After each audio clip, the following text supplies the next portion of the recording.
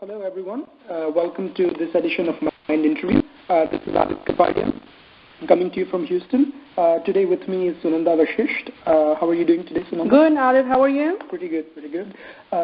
We have a special edition of Mind Interview today. We'll be talking to Mr. Shyam Kosigi and Professor Sree N. Srinath from the SEWA International USA.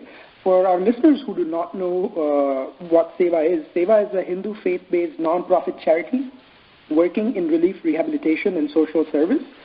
This interview we wanted to do especially in the light of the recent events that happened in Nepal, the terrible Nepal earthquake, and wanted to tell you about what relief efforts are happening in Nepal and how you, sitting in whichever part of the world you are, can contribute to Nepal, especially for our American listeners, how they can contribute to the relief work that is going on in some parts of North India and Nepal. So without further ado, I'm going to introduce Mr. Shyam Kosigi. He's an IT professional and the coordinator for the Pennsylvania and Delaware chapter of SEWA International. And Professor Srinath is the president of SEWA International USA. And Mr. Shyam will give a brief bio of Professor Srinath. Yeah, sure. Thanks a lot for giving us an opportunity to present our organization on your website. And Professor Srinath is our national president of SEWA International. He is a tenured full professor in electrical engineering and computer science department at Case Western Reserve University, Cleveland, Ohio. Currently, he is the director of a Case Complex Systems Biology Center and director of online graduate programs for systems and control. Outside of higher education, Srinath ji has been active in social service field for a long time in this country.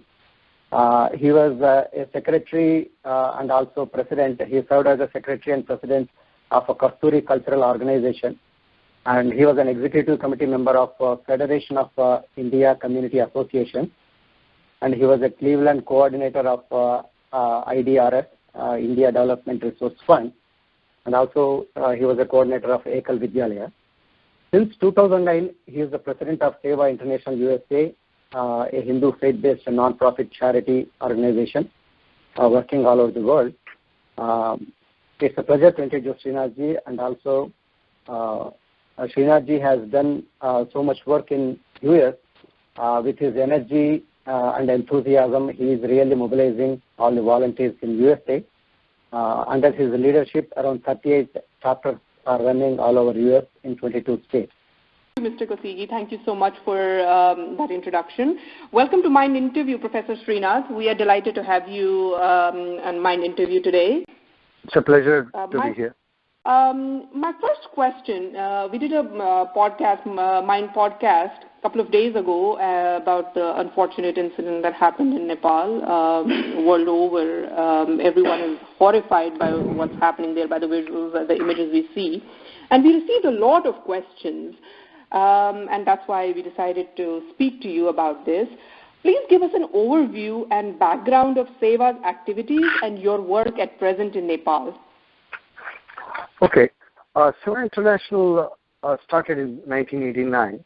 It started as a movement. We are in 20 countries. And in the United States, we registered in 2003. So since that time, SEWA has been involved. We have a three-part mission. One is serve humanity in distress. Second is aid local communities. And we also, the way we do it is by promoting volunteerism. So when we say humanity in distress, this can occur at a collective level, like what we are seeing in Nepal, wherein there's been a disaster, and the government of Nepal has acknowledged already more than 5,000 people as dead, and the Prime Minister of Nepal has gone on record in saying that he expects more than 10,000 people who have been dead. Now, this is a really huge disaster that has happened, not as a pun, but it is a Himalayan level disaster. And in this, when such a thing like an earthquake happens, then in a country which is a developing country, you can see that a lot of infrastructure gets destroyed. It's not so easy to build them in the first place. You have the isolated communities like the villages far away from the capital, Kathmandu. And you have to have an organization, especially such an organization which has a reach into not only the capital but also in the vast the hinterland. So SEWA is one such organization. Since we are in 20 countries, we have presence in Nepal. We have sister organizations working in Nepal. So there are 3 organizations with which SEWA is working with regard to the Nepal disaster. So this is a pure humanity in distress, as I told you. That is the first part of our mission that we are doing. And we promote volunteerism. We have 400 volunteers in Nepal who are currently working, where we are sending supplies from India. We already sent 10,000 tarpaulins, which are necessary for temporary shelter. It has been raining continuously, and this caused additional distress. It has caused a lot of problems. The weakened structures are falling down because now water is filling into them. People do not have drinking water, especially when you go to the village side, wherein the streams are inundated with a landslide and so on. And you need to have food. We are supplying dry food packets. We are giving the basic medications that are necessary in this. So these are the things that SEWA is accomplishing right now. And with the help of the 3 organizations, sister organizations that we have, as we go forward, whenever such a disaster takes place, you have a situation wherein the initial 30 to 60 days is spent in what is called relief activities. This is people are basic survival mode, food, and water. That point, we've been also getting a lot of queries about what kind of contributions are specifically needed right now in Nepal. Are they in kind or monetary? And, if you could just elaborate a little bit on that, taking your point forward, that what kind of contributions that SEWA needs the most right now in Nepal? It's an excellent question. We continuously get this question asked every day and in every disaster. This is about the 14th disaster that we are dealing with in the past 11 years. Okay, so in such a situation, the best thing that we have found out is pure money. Okay, the reason is the following. Think about it. Relief is the time when people need clothes, they need shelter, they need food and everything. And in a place like Nepal, wherein the infrastructure has been disrupted, you really need to get these kind of supplies to be rushed in quickly. If somebody contributes in kind, let us say in United States, then shipping it all the way, and then delivering it, first of all collecting it and ensuring it is of a quality that can be shipped. And shipping, if you air ship it, then it becomes very expensive. If you put it in a ship that goes across the sea, then it's probably going to reach in 6 to 8 weeks, and which becomes useless. So right now, what we are looking for, all aid agencies are looking for, is money. Money contribution, easily transferable. We already have transferred funds to India and Nepal, and especially India is important because from the border states we can procure. That's where we procured our tarpaulins and blankets, 10,000 blankets, 10,000 tarpaulins. It's been procured and it was sent yesterday. So we continuously, depending on the ability for our organization to work, we pump it in there and they distribute it on the ground. Because a lot of people are unaware of what SEWA does on ground and how it works. They want to know that once they donate, and you've said that monetary contribution is the best and the fastest and most effective right now. So they want to know that once they make a monetary contribution, what happens to it? Where does it go? Which hands does it reach? Because there's a lot of worry amongst people that once we contribute, does it go to the right people? So could you alleviate those fears a little bit, that it will go to the right people? Yeah, that's a very important question any donor should ask. And what SEWA does, I can tell you. We, in SEWA International USA, we have taken a pledge that for this disaster, because of the disproportionate amount of people that are in need, we are not going to charge any overheads on it. In general, in organizations such as us, anywhere between 8 to 18% is the overhead. That is what is required to administer an organization. In this particular case, we are committed that every single dollar that a donor gives to us in United States is going to Nepal. That is a personal commitment because of this particular disaster, which is of this kind of proportion. Now, once the money reaches there, what is it that's going to do? Like I told you, initially, between 0 to 60 days at most is what relief happens. Okay, people need all these basic necessities of life.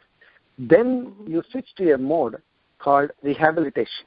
In rehabilitation, you start planning in advance, saying that, well, this is the kind of the projects that we'd like to do. For instance, schools will be destroyed.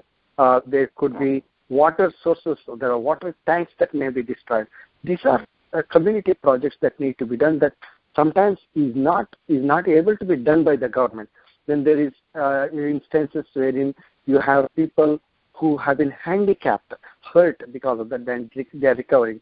So you need special care for people who may need prosthesis and so on. So these are the kinds of the projects: infrastructure, medical, those kinds of and capacity building. These are the kinds of the projects that SEWA takes. So we are able to, go ahead. Also have your personal commitment that every penny that is donated will be reaching the victims there. So that will help a lot of people, when they make up their mind about contributing to SEWA. We also have been getting, and you mentioned this in the beginning of this interview, that you promote a lot of volunteerism. And we've been getting questions about that as well, that there are some people who would like to participate in the rehabilitation process, because right now there is relief going on. There is only professionals will be needed there right now. But later on, there will be some requirement for rehabilitation efforts, and there are people who would like to go there, spend a summer there. So does SEWA provide any opportunities or any channels for such people?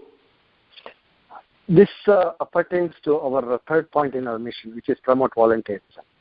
So, for instance, even during relief, next week we are sending 12 people, medical doctors and other volunteers, who are going to Nepal and helping out. And this number will grow. Currently, we have 12 people enrolled in that program who want to go and contribute to relief. Now, rehabilitation over the summer, that is a longer term. Going and from wanting to, every year we send anywhere between 15 to 20 youth to India to do such volunteerism. Nepal, since in this particular case is needed, SEWA will be we will be able to organize. If there are such interested people come forward, they contact us. We can create. We are going to be creating a program for that, and they could enroll in that, wherein we will be able to take them, because you need to, when these people are going there, especially Americans, we need to ensure three things: boarding, lodging, as well as security. Okay, that becomes our responsibility. Okay, when young people go, security becomes very important, because there may be, it is not that there is a security problem there, but in terms of the infrastructure, that there may be collapsing homes and so on and so forth. We don't want our the youth here, or people who go there, to be distressed by that. So we have to take them into a place wherein their time will be used most, their talents will be used most, and SEWA has the capacity to develop, to take advantage of that and give them that experience. Excellent. I'm so glad to hear that, and I'm sure our listeners will be really glad to hear that last point as well. But taking your point forward, we do understand that the rehabilitation in Nepal is a long-term project, not a short one. If people wanted to make a long-term or say a recurring contribution, because this is not going to be something that is going to be done in a month. This might take several months to accomplish and stuff. Several years to accomplish. So what should they do, and how will SEWA help them? If they want to make recurring contributions, not just one-time contributions. Right. The United States has estimated today. They're saying it will take more than $10 billion. This is like 20% of the Nepal's economy, Nepal's GDP in a year. That's a significant amount of money. So, the rehabilitation is expected to take at least 5 years, according to the U.S. government. So this is their estimation. Yes, we have an opportunity for people to donate monthly, yearly, or whether it is $10 per month that they are going to be giving, or whatever the amount that they want to do quarterly, annually. We have ability to do that, and we have ability to keep track of that. And our systems, our computer and internet systems are already equipped for that. So we are able to take such, and then more importantly, one of the questions that every donor should ask is, what reports are you going to give us? This is very important. You send the money, you forget about it, and then one day the donor wakes up and realizes, where did my money go? Okay, so we have a process. In fact, we have we actually, SEWA International will have 2 supervisors for any such projects, in which all their job is to ensure that proper reporting is done in any of these large projects. For example, when Uttarakhand problem happened in 2013, we have hired 2 local people who are good in language, ability to collect data, take pictures, take video, write down what's happening in various projects that we are administering, and report back to us. So we assure quarterly reports, okay, and also an annual report. That way, till the project is ended. In Nepal, we think the project will be at a minimum 3 years, and this we have a team that is going to assess right around the time that release stops.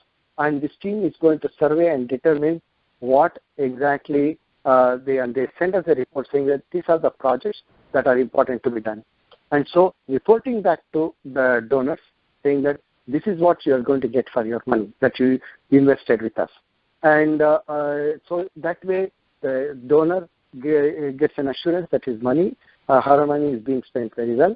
And not only that, recurring interest is there to ensure the people of Nepal can get back onto their feet. Yeah, absolutely. One last question before we end the interview was that, we've been seeing that the response from the government of India has been excellent. So we also wanted to know, how are you coordinating with the government of India in your relief efforts? Because them and the Indian Army both have, stepped up to the challenge as a good neighbor, and they've been spearheading the effort. So how are you coordinating with them? One important thing that has happened is that our sister organization in India, which is SEWA International India, SEWA International Bharat, as we call it, SEWA International Bharat sent 2 of our very senior people to Kathmandu. This was 3 days ago. Once they landed, they not only were able to talk and find out the destruction, but they have been able to they have been in contact with the ambassador's office in Kathmandu, the Indian ambassador, and they've been able to help us move the goods into Nepal very quickly.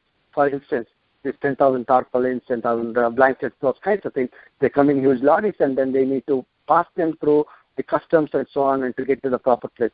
You need to ensure the logistics are done properly. So then there is a question of getting the right kind of not only supplies but also equipment. So these are the things wherein when equipment is there, that let's say the Army, Indian Army is helping out, as you know, the helicopters coming in, lifting out people and all that. But as this moves on into rehabilitation, it will come to large earth moving equipment and so on, okay, which is to clear all the debris. So these times that our organization, because it is plugged in with the government of India, we will be able to take those resources along with our project and magnify what our donors have been able to give and leverage such things, because we have got great relationship with the department. The embassy has been established, and the government of India. We are working closely in those projects. Okay. Yes, that will add a lot amongst a lot of potential donors, and this is remarkable work that you're doing. I mean, I'm discovering this as you talk, and I'm amazed at how much work you guys are doing. Could you, Professor Srinath, give us your website for the benefit of our listeners one more time? Absolutely. Please go to www.SEWA, spelled as SEWA as in Apple, USA.org. SEWAUSA.org. Again, SEWAUSA.org. And is there anybody available on the phone? Suppose somebody has a personal question to ask or something. Are there people on the phone who answer queries? Or is the best way to, if they have a question, write an email to you? Is that the best way to contact? Yeah, I'll give you a telephone number that they can definitely call, and then we'll be able to put, depending on the question. We also have set up a hotline for those Nepali people who are looking for, their relatives. Okay, and we have set up a hotline for that also. So I'm going to give you Nepalis who number. are in USA right now? The Nepalis who are in USA right now, who are looking for their family people. Okay? And I'll give you first that telephone number. People who are looking for their relatives, they can contact this number. We have our people in Nepal in different places, including Kathmandu, and we will be able to get the information out for them. So that number is 708 872 7392. So again, I'll repeat, 708 872 7392.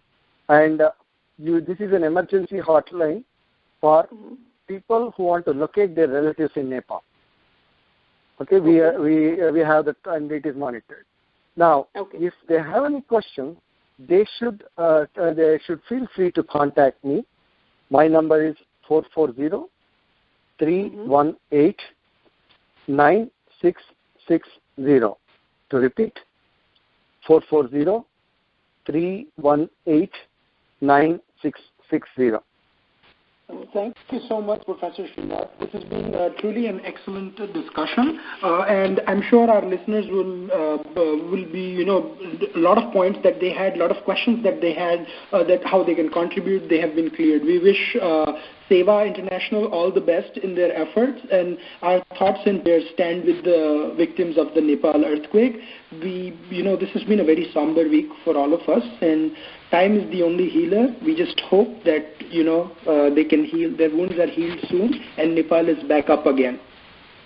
Yeah, like one of our donors, a new donor said, we know that we cannot bring those people who are dead back to life, but we can ensure that the people who are living in distress, we can get them out of it.